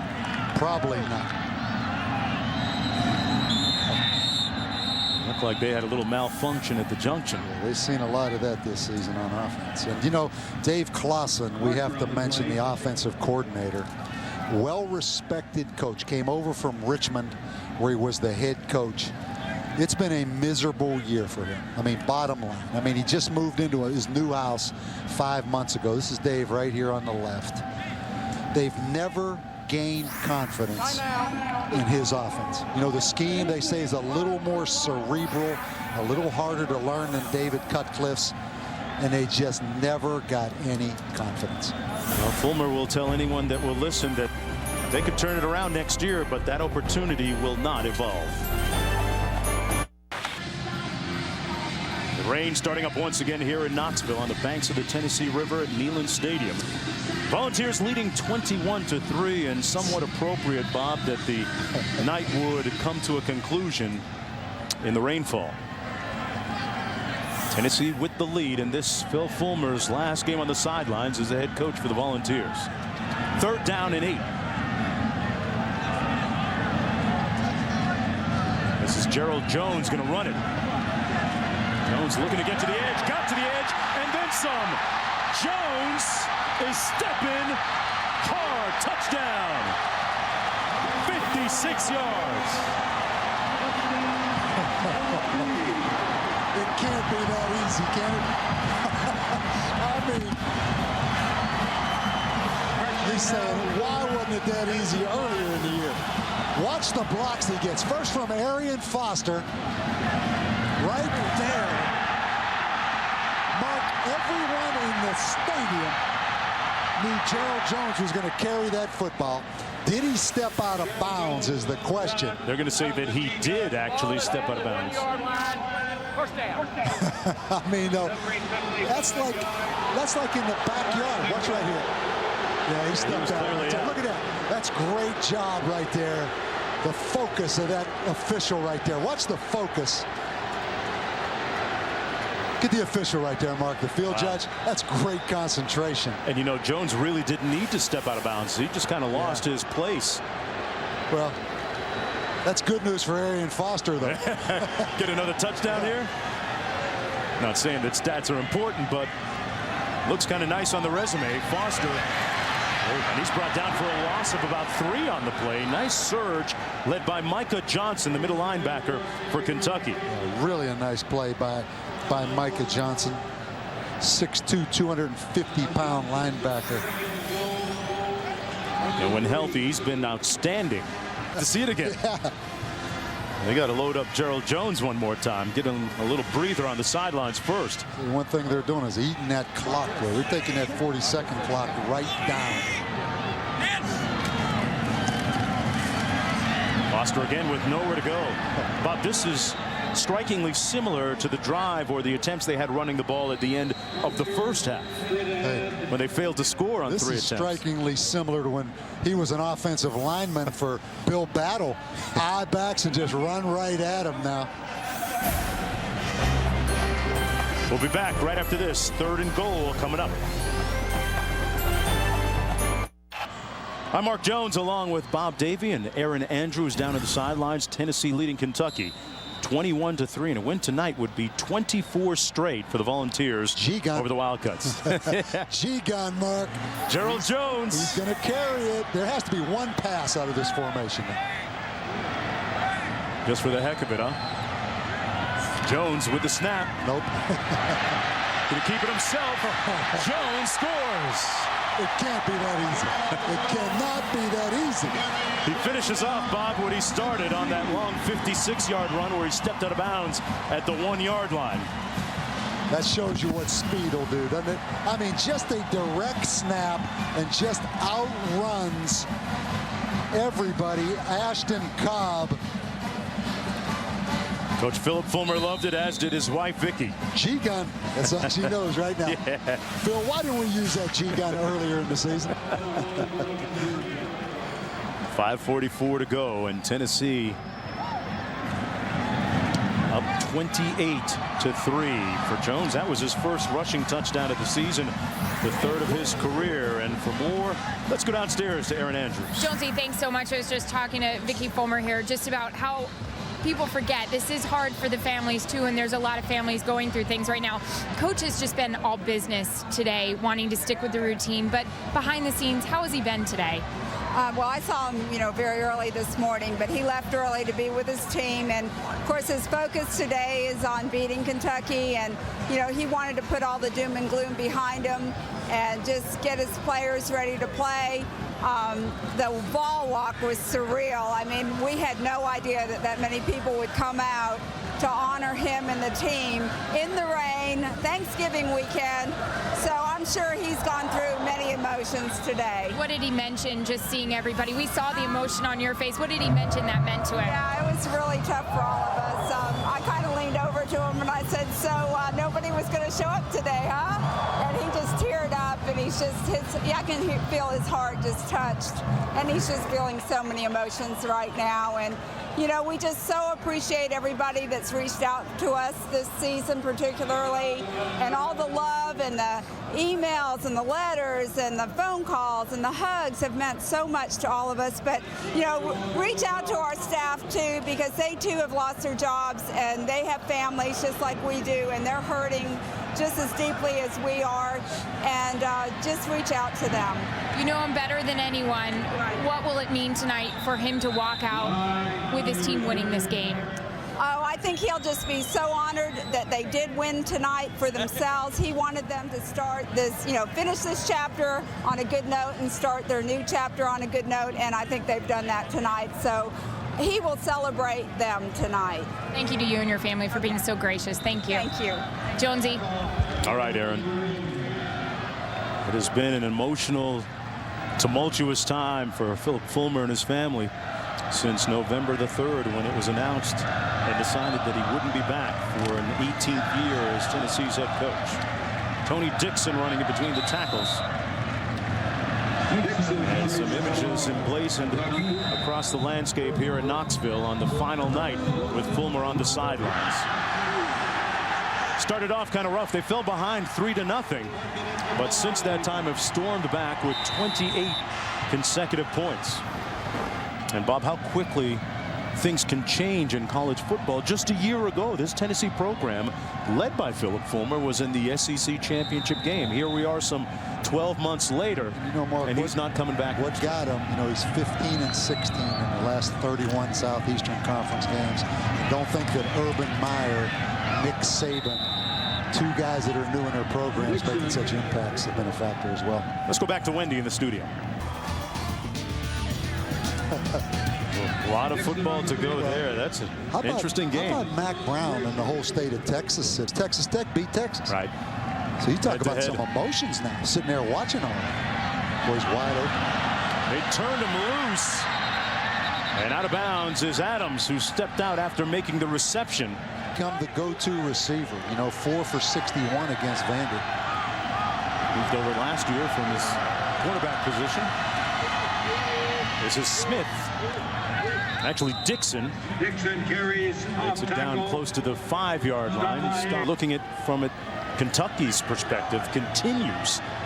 If they lose tonight, they'll have lost 24 straight to Tennessee.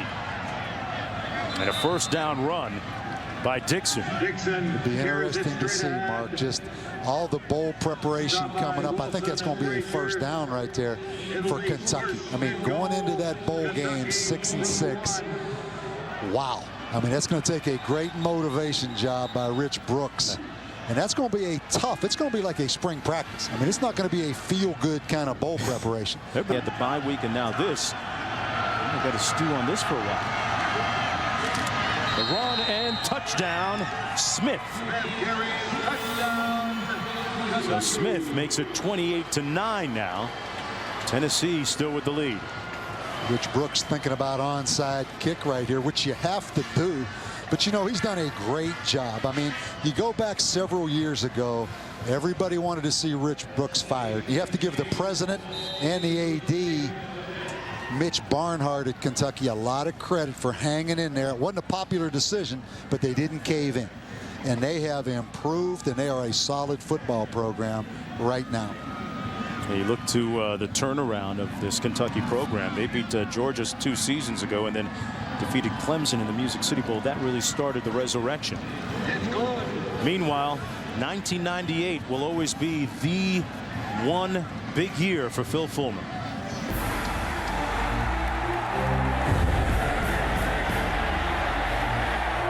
Martin passes away. Passes far. Yes, touchdown. Sean Bryson, the fullback.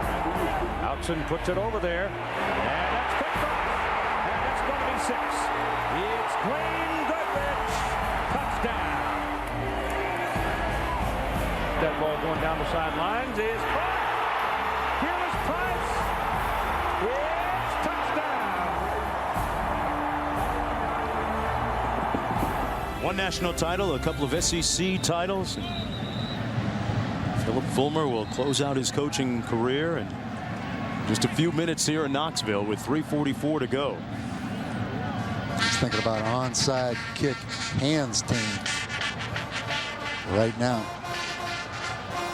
Bob, we run into a lot of different coaches through our travels in college football, covering these really compelling football games, and I can say personally that Philip Fulmer has always been extremely gracious and compassionate and showed a lot of humanity in his dealings with us in the media.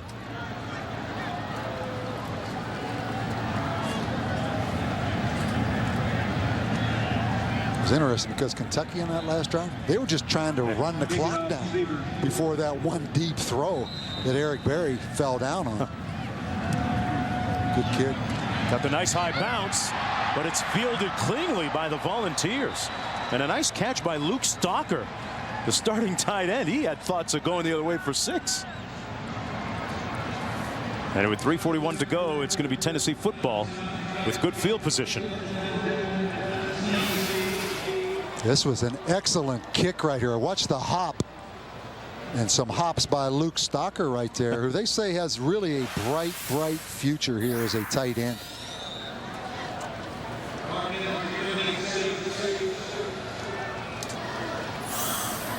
Montario Hardesty in a tailback.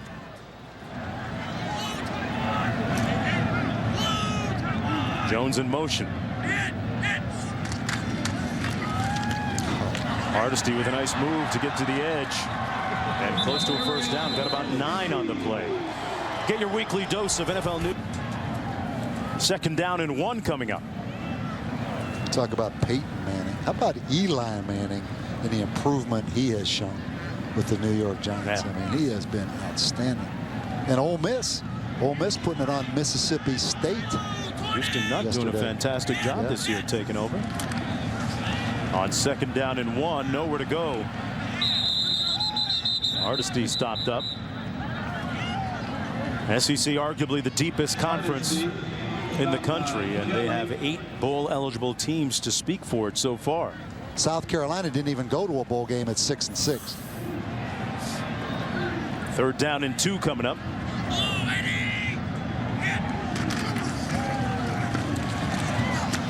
And that's Hardesty again, sneaking under the pile of would-be tacklers, and it looks like he got the first down. Bob, I'm going to ask you, who do you like in that SEC championship game coming up between Alabama and Florida? 1:47 to go here. And Tennessee is going to close this season out at 5-7, thus avoiding becoming the first Tennessee team to lose 8 games in a season. Hardesty got about 2 on the play. And you know, I guess a valid argument is, should 6-6 teams go to bowl games? You know, should yes. they go to bowl games? And I would say yes. And now a moment of finality for Phil Fulmer. Reaching to his players as players embracing him on the sidelines.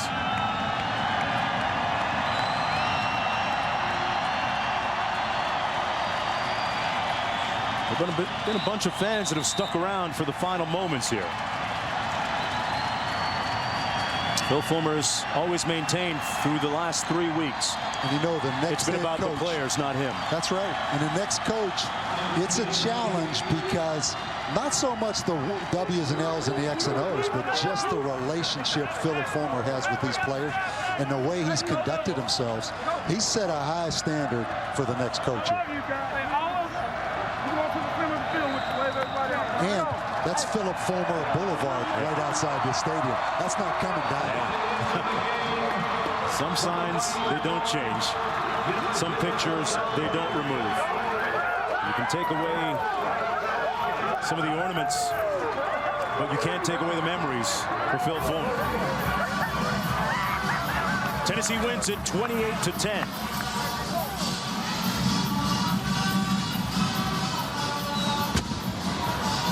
And the game ball firmly clutched under the arm of Phil Fulmer. Hey, everybody stay here. It was given to him by his quarterback, Compton.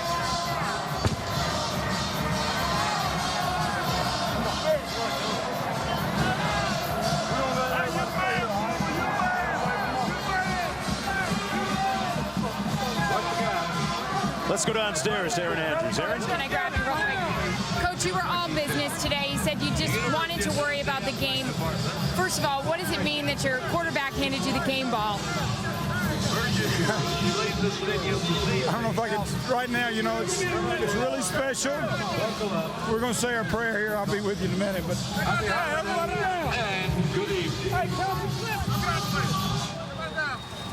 well, the adage says that the true measure. Pray God for safe travel. Thanks so much, our Father, for what this storm means to us. I pray God continue to keep us safe. In Jesus' name, amen. Amen, brother. You the man, Fulmer. You the man. True measure of a man is how he carries himself in times of controversy and conflict, and Phil Fulmer has always been very regal in his presence. Let's go back to Aaron. Well, Coach is having a nice moment with his family right now and some of his players. Coach, can you just tell us, what are your emotions right now? well, I mean, obviously, it's an emotional time. We've been a lot of years on this field and had a lot of fun doing it, you know, and We may coach again, but I don't know if you'll ever have the specialness that we've had here at UT. You told us that you hoped you could enjoy some of the game. What were you thinking about as the minutes were winding down? We're just soaking in some of this special, you know, about these people, the fans, and these kids who've fought their rears off. It's been a heck of a tough year in a lot of ways, but these last 2 ball games shows the true character of these young men. You said it's been a very tough week for you and your family. What will your final memory be as you walk out of Neyland Stadium? It's all good. I'm not gonna go down the bad road. It's all good, and we're very blessed to have that. To have the opportunity to be here and there for that long, and it was a great run, and I'm proud of our football team and our program, and I'll always be involved. Thank you so much for your time. Hey, can we back it up a little bit? Let them wave everybody on. What are we going to do? Back it up. Bob, they say that coaching goes beyond, and you can certainly attest to this, Bob, that coaching goes beyond the wins and the championship titles. It's about the friendships that are bonded and the memories that you take from the football field. Your thoughts on the final closing chapter of Philip Fulmer? You know, one of the good guys in this profession, and that's the bottom line. I mean, he's a good guy that I think everyone that's been around him would say the same thing, and that's the bottom line, right? You're going to win some and you're going to lose some, but he's done it with class. He'll lead the field on the shoulders of his players. Players that on this cold night in Knoxville, Tennessee, played hard one final time for their coach.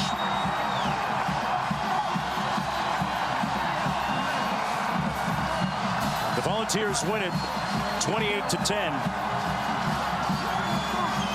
And somewhat appropriate and fitting that this final game would be punctuated with a victory. One of the winningest coaches in Tennessee history, Philip Fulmer, will close the book on this final chapter here. Former player, former grad assistant, former assistant coach, and now a former head coach.